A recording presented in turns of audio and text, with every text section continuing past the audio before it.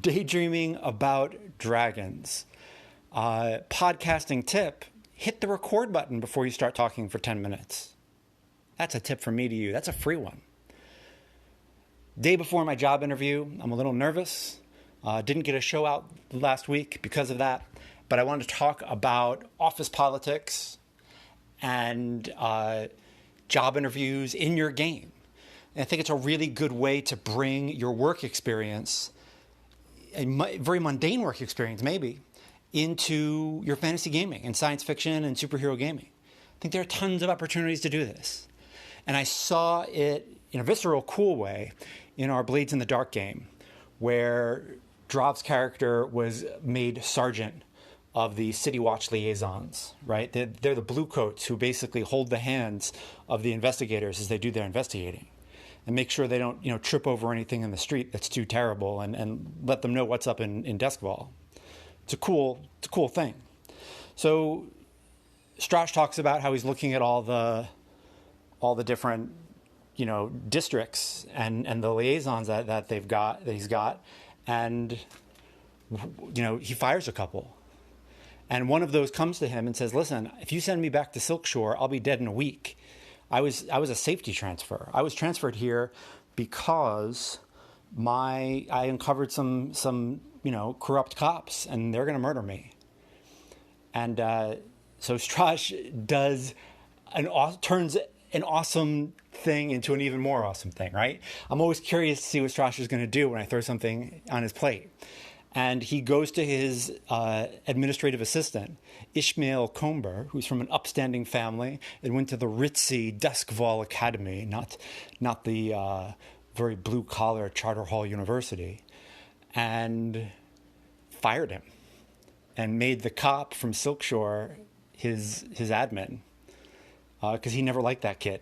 And I was over the moon with joy because it was such a surprise. And I had thought about the admin a lot. I named him Ishmael Comber, and I really thought about him. I looked in the book and saw what subjects and what majors were available at the Deskval Academy, and just thinking about what had he studied and why. And I didn't, break my back making that character up. I didn't stat him out. But I thought about Ishmael Comber a bit. I dedicated some daydreaming about him, and I loved that he was fired. I thought it was joyous. Absolutely an amazing surprise. Loved it. A fun example of playing to find out.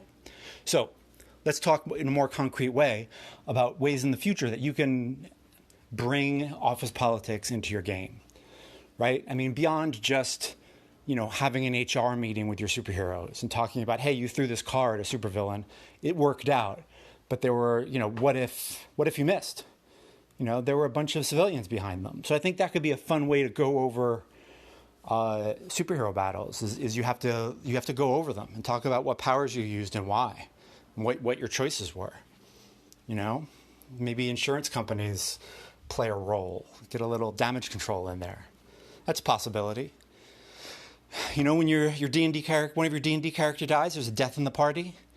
Someone's like, I've got 3 ideas for a character. Cool. Don't stat any of them out yet.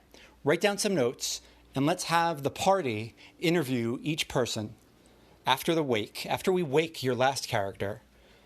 Let's put out word in the adventuring community that we want a new rogue, a new bard, a new whatever. We need a new member of this party, and let's interview your 3 characters. And that way we'll get to choose. If you don't, if you're kind of on the cusp, you're not sure which one you're going to do. I think that kind of job interview stuff can be really fun, and it could be fun in a solo game too, right? If you're playing a one-on-one game of dungeon delving, you can have the player be in a position where they have the charter to do the delving, right? So other people have to interview to get on the team. And you roll, there's tons of pre-made characters all over the internet. Maybe you just pick some art and say, hey, here's some D&D party art. Pick the 5 characters or the 10 characters you want to interview, and we'll role play through the interviews. And that could be really fun. Really fun. What questions would you ask a potential dungeon delver, right? Have you ever been in a delve before? Well, me and a couple of buddies back at the village, we went into a local barrow and got into some trouble. Not all of us made it back. That could be really fun. That could be a fun process. So think about things you see in a mundane world every day and how you can change that and make it fantastic and add it to your fantasy world. Because I definitely see it. Definitely see it, especially if it's a more modern setting, right? Duskfall is more Dickensian, almost Victorian, maybe somewhere in the early 1900s, probably just pre-World War I would think, in my mind. But that's modern enough. It's modern enough where there are still things that will look familiar. And bring it in. Have fun. What is it like? What is it like interviewing wizards? How do they interview? Probably not well, but in a very entertaining fashion. So if you have a character, I've noticed a lot where players come and they're like, hey, I've got 3 ideas for a character. Stop them right there. Be like, stop. Let's do an interview. They're interviewing for the last part. And it allows everyone to get into character and get to know themselves in a kind of a low, get to know their characters and each other in a way that is low impact, kind of fun, kind of neat. I think that could be super cool, right? And the other thing you can do is you can step out of character and talk about this as players, right? Because it could be that one character gives a terrible interview, but clearly would be the most fun to play with. And at that point, you step out and you can say, hey, the other 2 found other parties to go adventuring with, and now they're NPCs, valuable NPCs. Suddenly we're creating a cool fantasy network of delvers. Fun stuff. And so you can have the thing where someone gives the worst interview, but is clearly the best character. So let that happen and step out of character and say that, hey, no one would want to hire this rogue. He's a death wish. But he's clearly the most fun character out of the lot. I want to play a game with this guy, but my character doesn't. So can we just say that the other 2 characters go to other parties? Because that type of thing is totally going to happen. Bad interview, good character. Right? Totally. Fantastic. If you've used job interviews, HR meetings, all that kind of stuff, fun work emails in your games, let me know how it's gone. I'd love to hear from you. I've definitely used it in my Stars Without Number game. And let me know how it goes. All right, let's inspiration goat this thing. One more thing before we let the inspiration goat do their bleeding is I want to talk about gaming as a skill and the way it can impact your professional life. And I'm sure you're all going to have stories about this. So I'm looking forward to hearing when you call in and email me and all that stuff. But when I was managing a library, my boss came to one of my meetings. And at the end of the meeting, she looked at me and she was like, I've never seen a meeting conducted that way. And I said, I don't know what you mean. I don't know how else to do it. She was like, it's good, but that's not what people usually do. And it's really excellent, the way you get everyone talking and all that stuff. And what I realized is that I was managing a small library. So it was about me and 4 people and my boss. So that's kind of a gaming group. And I probably ran it like a game, right? The way I got everybody to talk, my awareness. There are things that gaming is going to train into you after hours and hours and hours of doing it. And keep an eye on that. I'm not saying throw it on your resume, but maybe. But I am saying keep an eye on the skills you're acquiring, especially in meetings, and conducting meetings and giving structures to the way people talk, and noticing when someone backs away, noticing when someone sits forward because they're interested. Keep an eye on that stuff. That's a skill that you're going to be acquiring as you play these games. And you want to really keep an eye on that. There's a line in True Detective where the 2 detectives are talking, 2 buddies are talking, and he says, I always thought maybe I could have become a painter. And he goes, oh yeah, did you ever try painting? And he was like, no, I feel like I'm too old for that, which is a shame. He should paint. Life's good enough to get good at one thing, and you got to be careful at what you get good at. And I think that's an interesting line. I don't think it's necessarily true. I like to jack of all trade a lot of things. But be careful of what you get good at. You're getting good at sitting around at a table, collaborating, talking, describing things, getting other people to say cool things.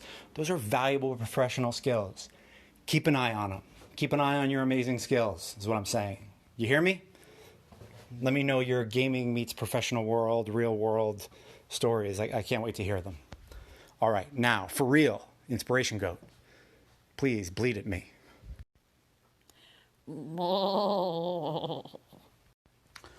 Good one, Inspiration Goat. This is Fell, Volume 1, Feral City, written by Warren Ellis with art by Ben Templesmith. Warren Ellis is a writer I really like, and one of the things I like about him is he's very good at the single issue.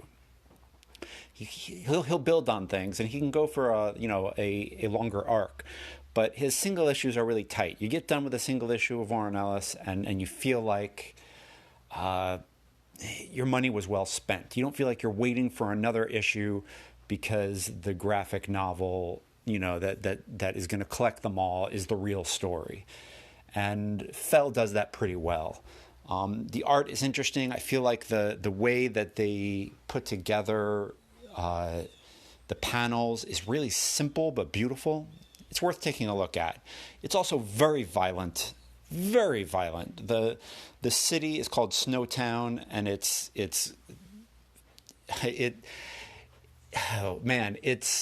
called a feral city because social services are breaking down, and there are only 4 detectives in the whole place for all of the city, and it's kind of brutal. In the past years, in some ways, it's aged well, right? And the idea of a city in the United States where social services and civil services and civic services are entirely breaking down no longer feels that strange, which is terrifying.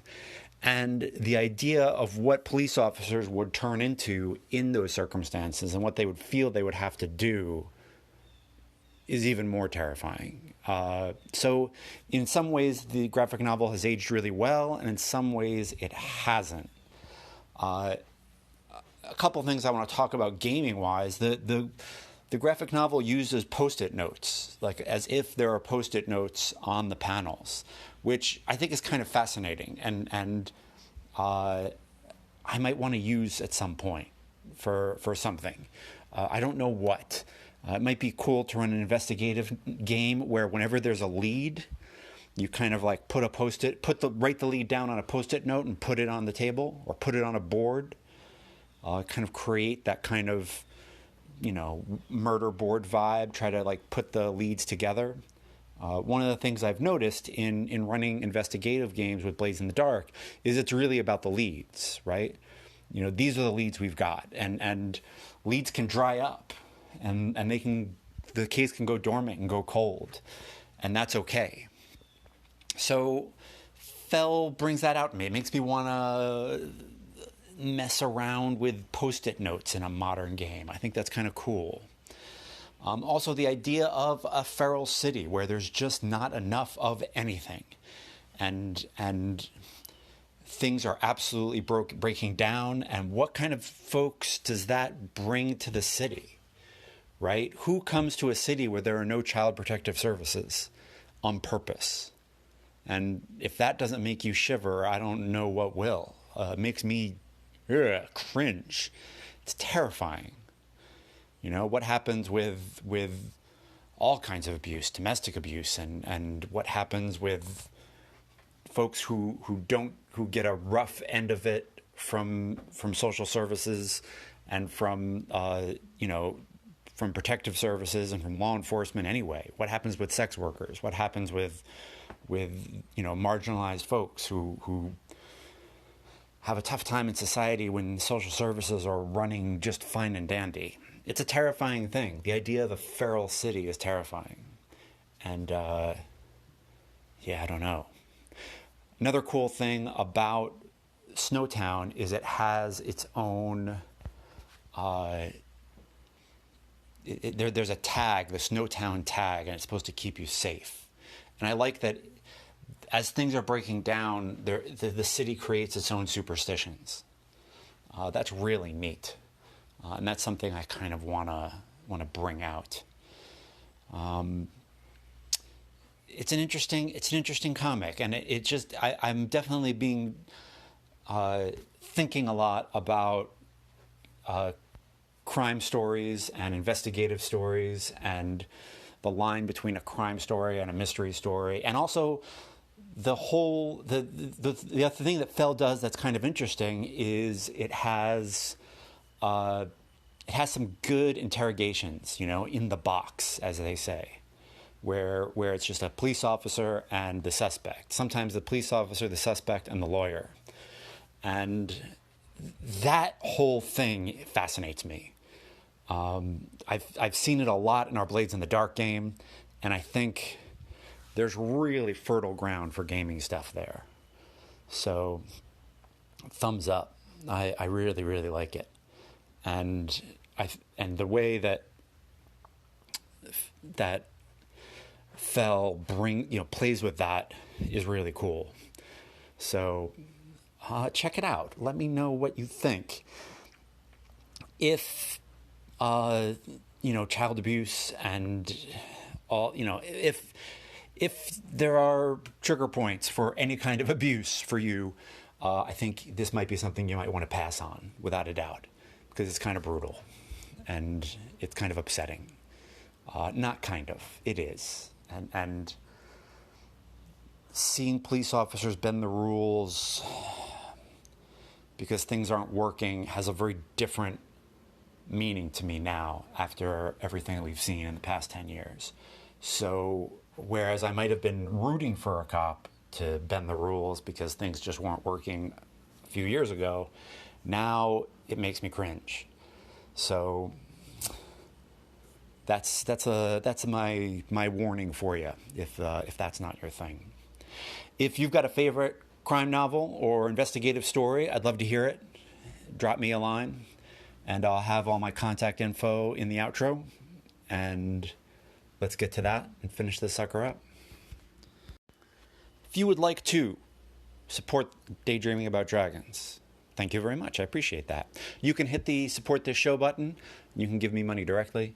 You can purchase the Dictionary of Mu, which is my science, fantasy, sorcery, Mars setting supplement for the wonderful RPG Sorcerer, full of demons and monsters and all kinds of stuff. So you can pick that up, and I will send it to you personally if you'd like. Or you can send me an email. You can tweet at me. There are links to my Twitter account in the show notes, as always. And my email is judd.karlman@gmail.com. Or you can drop on the Anchor app, and you can hit me up with a response there. There's a way to just send your words right to me. You can also email an MP3 to me, whatever works for you. So drop me a line. I'd love to hear from you. I'd love to hear what's going on at your table. How are you using office politics and job interviews with your games? How is crime and investigative stuff going in your games? And what media are inspiring you? I'd love to hear more about that. All right? I'm back at it. I had to skip last week because I was prepping for a job interview. I have not heard back on that as of recording this, but we'll see. I should know within a week. And thank you all for your patience. I appreciate it. And I will see you Wednesday with a lovely reply show. I've gotten a bunch of replies that are kind of saying a similar thing. So I might do a short one on that. We'll see how it goes. All right. See you soon. I hope your autumn is full of witches and cider and maybe just a little bit of candy. Okay. See you soon.